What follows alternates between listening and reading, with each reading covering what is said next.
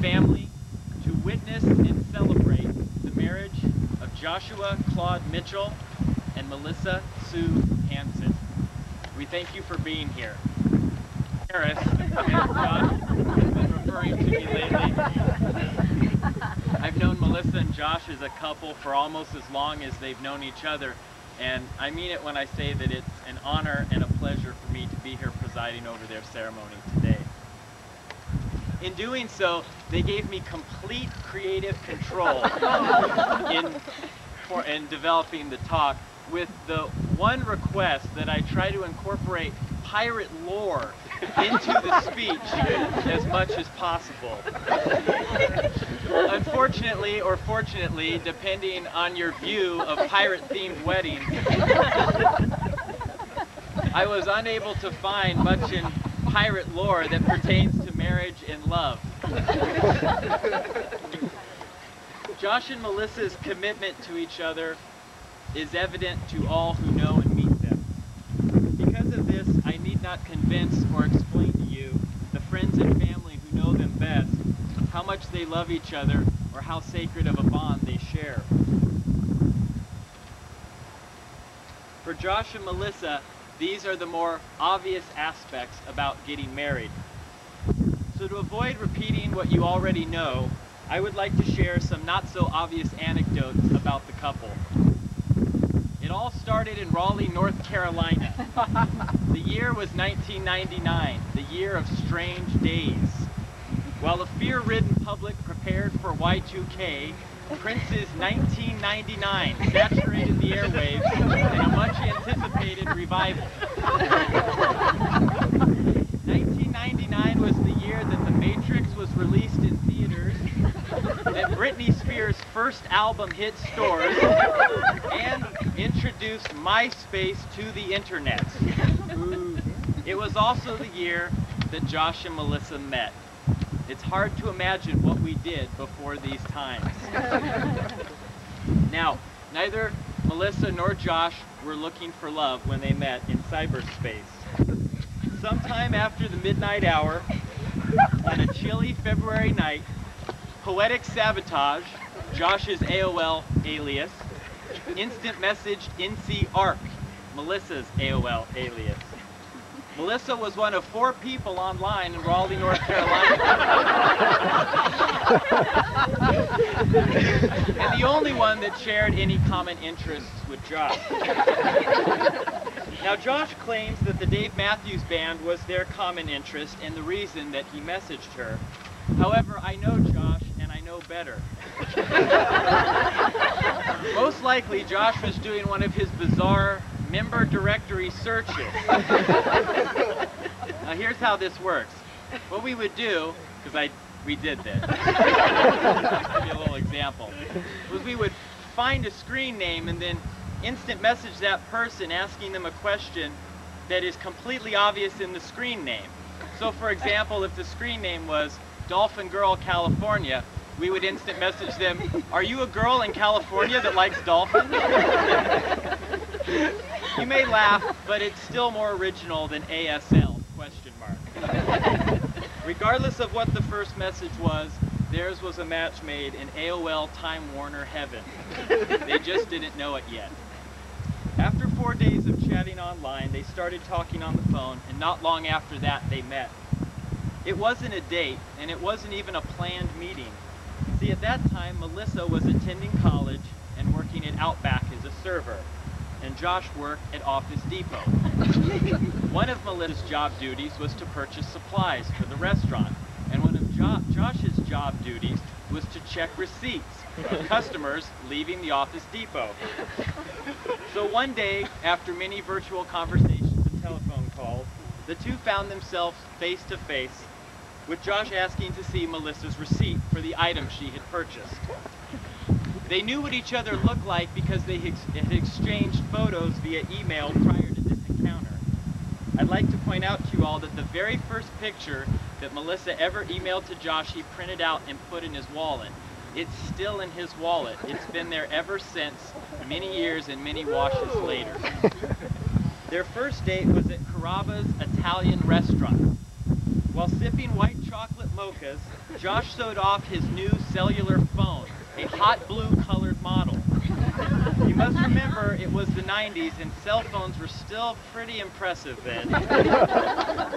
Melissa was equally impressed with Joshua's platinum American Express card, which he had lied on the application to receive, claiming that he made $80,000. The night ended at Josh's apartment with the two of them watching Blade Runner, and since that night, Melissa and Josh have not been apart for more than 5 days. Their relationship progressed quickly, the way relationships do when you're in love. Even though they had only been dating a few months, they decided to move in together because both of their leases were about to expire, and Melissa had a very uncomfortable bed. The year that followed was a tough one. They had bad jobs, opposite schedules, and were ready for a change of scenery. 1 year after moving in together, they made their way to Seattle to start a new life together. And then there was their proposal. Now, most of you probably know all about Operation Public Spectacle. It's hard to imagine Josh planning such an elaborate display of affection because he hates being the center of attention. I mean, he still hasn't completely forgiven Melissa for the huge cookie bouquet that she sent to his office a few Valentines ago. What you might not know is that before Josh came up with the idea for the banner that dropped down with the proposal, his original idea was to jump out of a cake. Let's all be glad that the banner idea worked out. Even though Josh put the ring on the wrong hand, Melissa accepted Josh's proposal, and that's why we're here today. Melissa and Josh's thoughts on marriage can be summed up in 2 words: Team Mitchell. And as a team, Josh and Melissa have always been candid about the challenges and rewards involved in being in a 7-year relationship and getting married. So much so that Josh wanted me to ask, by a show of hands, how many people in the audience have actually been divorced. You don't have to answer that. The point being is that the couple is realistic about marriage and have even been somewhat reluctant to give in to the pressure. It's not that they never thought of marriage, they did.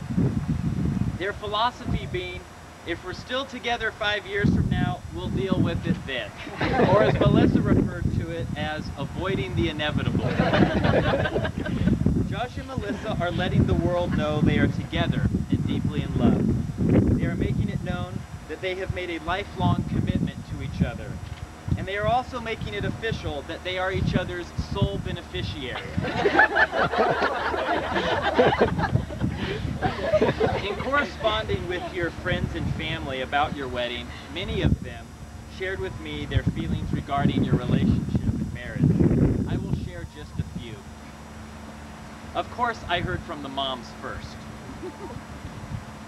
Susan, Josh's mother, said, and I quote, "As wonderful as I think my sensitive, talented son is, I truly think Melissa makes him a much happier, social person. She is a great compliment to who he is. I love how they enjoy life together." Mary Ellen, Melissa's mother, wrote, "I am so proud of Melissa in everything she does and has done. Josh is a kind, caring, and generous person. I pray that they will always be able to find peace, strength, and comfort in being both individuals and united as a couple." I also heard from their friends like Sarah. Sarah wrote, "Melissa and Josh express a plethora of love, warmth, kindness, and thoughtfulness to everyone in their lives. It's wonderful to see 2 amazing people joining together in marriage." And Justin, your best man, wrote, "I'm so sorry for not responding sooner. I'm still racking my brain, so if I think of something soon, I will email you back. If not, I look forward to meeting you in Seattle."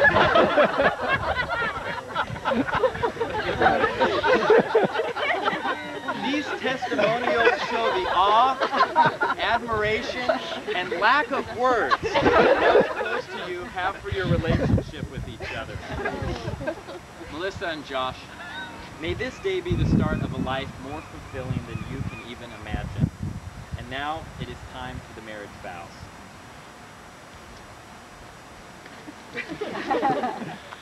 Josh, do you take Melissa to be your lawfully wedded wife, to have and to hold from this day forward? I do. And Melissa, do you take Joshua to be your lawfully wedded husband, to have and to hold from this day forward? I do. Before we exchange the rings, I'd like to share a few words. I would like to make mention of Cheryl Rochelle. It is often said that the ring is a circle, a shape with no beginning and no end, to symbolize the never-ending unity between you. In fact, rings are circular in shape because it is the best shape that fits the finger.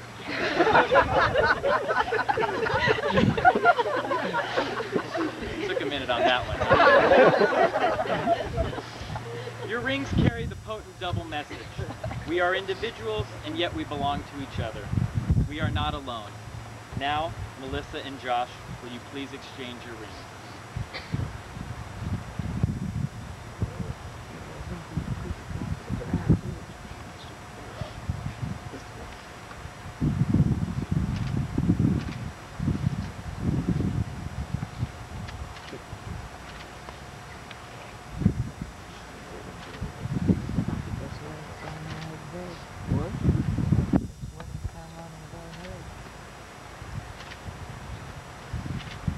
Melissa and Josh, please remember that this ceremony is only a symbol, a celebration, a public recognition of what already exists in your hearts.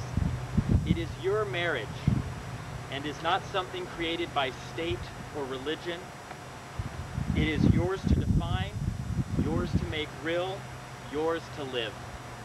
Nothing I can say will make it anything more than what already exists between you. And with that being said, by the virtue of the authority vested in me as minister by the Universal Life Church and the state of Washington, I take pleasure in pronouncing you husband and wife. Josh, you may now kiss your bride.